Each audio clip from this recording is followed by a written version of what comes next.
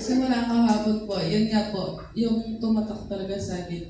Yun doon sa third session po, yung sa selfishness ba yun? Basta yung sinasabi niya na yung kalaban din natin is yung sarili natin. Kasi minsan, di ba, as a leader, parang nandun, syempre tao ka lang, minsan naano ka ng tinatamad ka, ganun, or may time na parang yung sarili mo mismo parang nire-resist niya kung ano yung pinapagawa ng Lord sa'yo.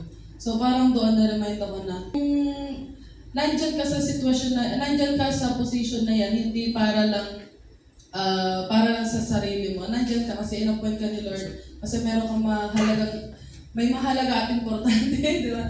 Mahalaga na gagawin ka, na gagamitin ka ng Lord. And then syempre, yung din sa time management, ayan.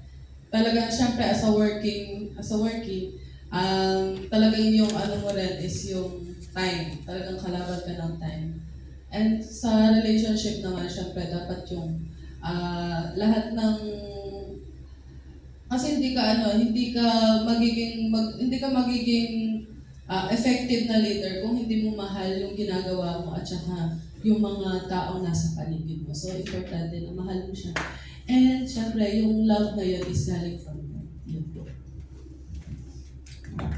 Amen. So, time talaga, no? So, working, tapos leader. Parang press ni Ate. Miss Silver! Where's the man? Sobrang parang ko. Hello po, good Parang morning press po na sa press si lahat. Ate.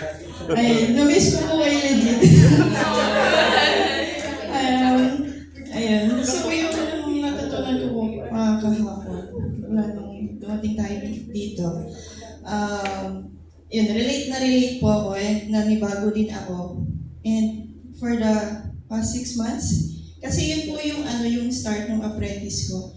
And ayun, legit yung pagod. And di ko rin po expect yung pinasukan ko doon sa office na yun. So, siguro ganun talaga. And mas, yun tawag doon, parang mas nasubok ako kasi, alam mo yung parang nasa ministry ka, tapos yung work mo ganun.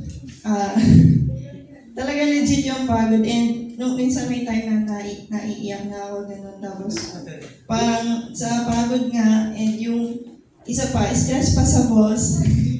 Ayun. So parang, nung una kinimkim ko lang siya. Ayaw ko siya ikwento kila mama